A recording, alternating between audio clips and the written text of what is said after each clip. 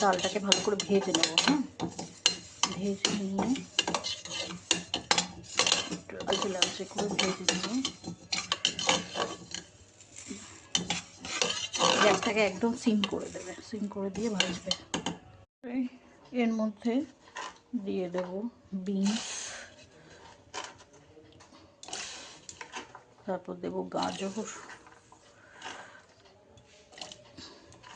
একটুখানি কুমড়ো, সমস্ত দিয়ে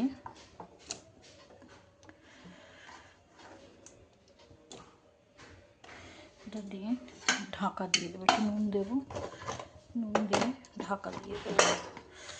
বেশ 1 চামচ মতন নুন দেবো, বেশি না।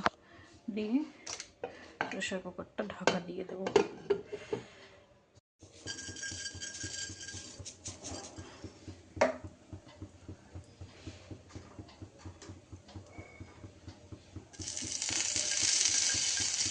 কালো জিরে ফোড়ন দিলাম, কালো জিরে ফোড়ন দিয়ে এরপর আদা কুচি দিয়ে দিলাম, এর মধ্যে টমেটো কুচি দিয়ে দিলাম,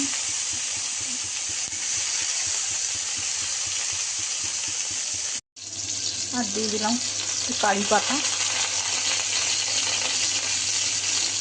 আর এর মধ্যে একটু সাম্বার মশলা দিয়ে দিলাম। দিয়ে ভালো করে নেড়ে ছেড়ে নেব। এই ফোড়নটা আমার মোটামুটি রেডি। এরপরে এর মধ্যে ডালটা ঢেলে দেবো, যেটা সেদ্ধ করে রেখেছিলাম সবজি দিয়ে, ওটা ঢেলে দেবো। এই যে ডালটা সেদ্ধ করে রেখেছিলাম, এটা সবজি শুদ্ধ, এটাকে দিয়ে দেবো এর মধ্যে। দেখো, এর মধ্যে দিয়ে দিলাম।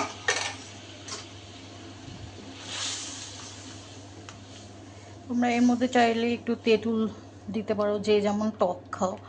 আমার হাজব্যান্ড খুব একটা টক খায় না, তো আমি এখানে শুধু টমেটোই দেবো, এর মধ্যে তেঁতুল জল দেবো না। আর লাস্টে নামাবার আগে একটুখানি চিনি দিয়ে দেবে। তো এইভাবে রেডি হয়ে গেল সাম্বার। তো কেমন লাগলো ভিডিওটা অবশ্যই জানাবে, ঠিক আছে?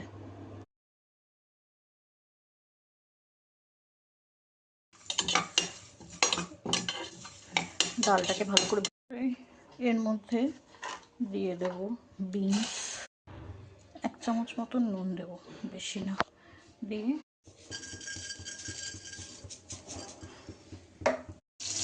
আর দিয়ে দিলাম একটু কারি পাতা। এই যে ডালটা সেদ্ধ করে রেখেছিলাম, এটা সবজি শুদ্ধ,